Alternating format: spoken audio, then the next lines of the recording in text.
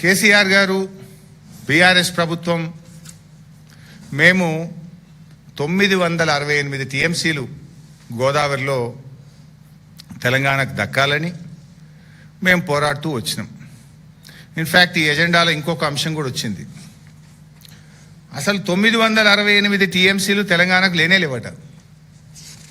తెలంగాణకు గోదావరిలో 968 టీఎంసీలే లేవని ఎజెండా నంబర్ 18.3.1 దీంట్లో అసలు నీళ్ళే లేవు, మొత్తం నీళ్ళ మీద కమిటీ వేయాలని రాసింది.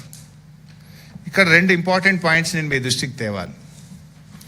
రాష్ట్ర విభజన సమయంలో ఇది అప్పుడు నేను ఎమ్మెల్యేగా ఉన్నాను, దయాకర్ అన్న కూడా ఎమ్మెల్యేగా ఉన్నాడు, అసెంబ్లీలో ఉన్నారు, బహుశా రమణన్న కూడా ఉన్నారు అనుకుంటాం, సత్యవత కూడా ఉన్నారు.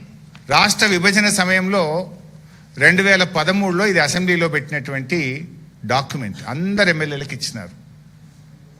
ఈ డాక్యుమెంట్లో గోదావరి నదిలో తెలంగాణకు 912 టీఎంసీల నీళ్లు కేటాయించారు, ఆంధ్రప్రదేశ్కు 509, మరొక 48 టీఎంసీలు హైడ్రో ఎలక్ట్రికల్ ప్రాజెక్ట్స్కు తెలంగాణకు కేటాయించారు. అంటే 912 ప్లస్ 48 960 960 టీఎంసీల నీళ్లు కేటాయించినట్టు ఇది జస్టిస్ శ్రీకృష్ణ కమిటీకి ఇచ్చింది అప్పటి ప్రభుత్వం.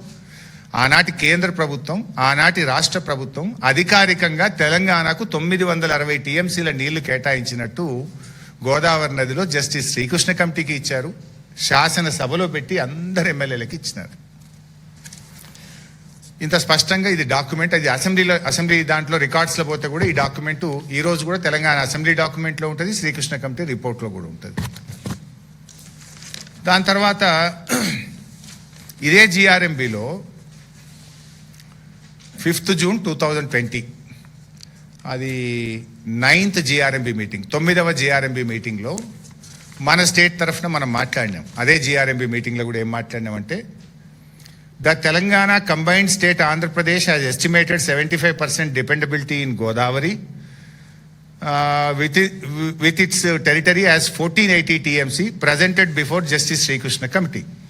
Honorable Chief Minister of erstwhile Andhra Pradesh has communicated the information to the members of Legislative Assembly in January 2014 that the allocation to Telangana region in Godavari is 967 TMC. అని ఇట్లా చెప్తూ 967 టీఎంసీలు తెలంగాణ కేటాయించిండ్రు, శ్రీకృష్ణ కమిటీకి ఇచ్చిండ్రు, ఎమ్మెల్యేలకు చెప్పిండ్రు. దాని ప్రకారంగా తెలంగాణకు 967 టీఎంసీల ప్రాజెక్టులు క్లియర్ చేయండి అని జిఆర్ఎంబి మీటింగ్లో ఆ రోజు మేము మాట్లాడినాము. అది మినిట్స్లో కూడా ఉంది, GRMB minutes of the meeting ఇది. అంటే ఇంత స్పష్టంగా తెలంగాణకు నీటి హక్కులు ఉన్నాయి. బీఆర్ఎస్ ఉన్నంతసేపు మాట్లాడలే ఆంధ్రప్రదేశ్. ఈ మీటింగ్లో ఆంధ్రప్రదేశ్ తరఫున ఎవరు హాజరైనరు? ఆనాటి ఆంధ్రప్రదేశ్ చీఫ్ సెక్రటరీ ఆదిత్యనాథ్ దాస్ హాజరైండు. ఆయన సంతకం కూడా ఉంది, దీని వెనుక ఆయన సంతకం కూడా ఉంది ఆదిత్యనాథ్ దాస్ది. బీఆర్ఎస్ ఉన్నంతకాలం 968 టీఎంసీలు తెలంగాణకు లేవు అని ఆంధ్రప్రదేశ్ అడగలే. మన ప్రాజెక్టులు పెడితేనే పోయినాం, క్లియరెన్స్లు వస్తేనే పోయినాయి, ఎజెండాలో మాట్లాడినాం, మీటింగ్లలో చెప్పినాం, మినిట్స్లో రికార్డ్ అయింది. ఎప్పుడైతే బీఆర్ఎస్ పోయి రేవంత్ రెడ్డి వచ్చిండో ఇక మా చేతి కింది మనిషి వచ్చిండని చెప్పి మీకు 968 లేవు పో, మీకు ఇచ్చిన అనుమతులు రద్దు పో అంటే వీళ్ళు సపోర్ట్ చేస్తలేరు. ఇది ఇవాళ తెలంగాణ దౌర్భాగ్యం. ఇవాళ రాష్ట్ర హక్కులు కాపాడాల్సింది ముఖ్యమంత్రి. ముఖ్యమంత్రి ఇవాళ ఒక బొమ్మలాగా కూర్చుంటే, ముఖ్యమంత్రి లోపాయికారి ఒప్పందాలు చేసుకుంటే ఈ రాష్ట్రానికి ఎంత నష్టం జరుగుతుంది? నువ్వు ఇవాళ ఉంటావు, రేపు పోతావు. రాష్ట్రం శాశ్వతం, ప్రజలు శాశ్వతం.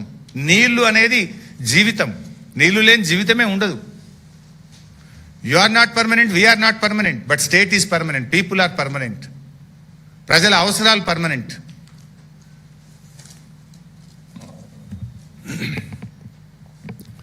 ఇలా ముఖ్యమంత్రిగా ఆ కుర్చీలో కూర్చొని రేవంత్ రెడ్డి గారు ఇలా తెలంగాణకు ద్రోహం చేస్తూ ఉన్నారు.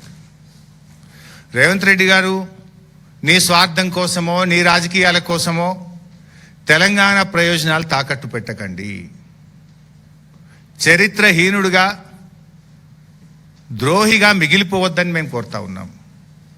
ఇప్పటికైనా స్పందించండి, ఈ ఎజెండాను రద్దు చేయించండి, తెలంగాణ హక్కులు కాపాడండి.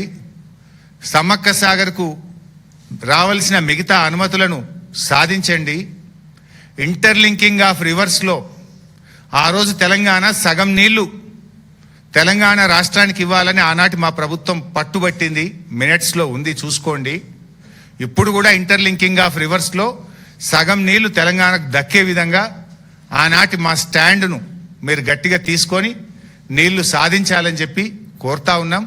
ఎందుకంటే ఇది రాజకీయాల కోసం మేము మాట్లాడతలేము. మీలాగా బట్టగాల్చి మీదేసే రకం అసలే కాదు మేము.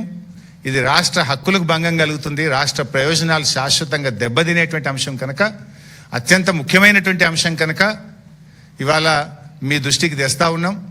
మరి మీ దృష్టికి వచ్చి మీరు మౌనంగా ఉన్నారా? మీరు లోపాయికారి ఒప్పందంతోనే ఇదంతా వచ్చిందా? రాకపోతే తక్షణమే స్పందించి ఇప్పటికైనా మేల్కొనండి. బేషిజాలు రాజకీయాలు పక్కన పెట్టండి, రాష్ట్ర ప్రయోజనాలు కాపాడండి. Thank you.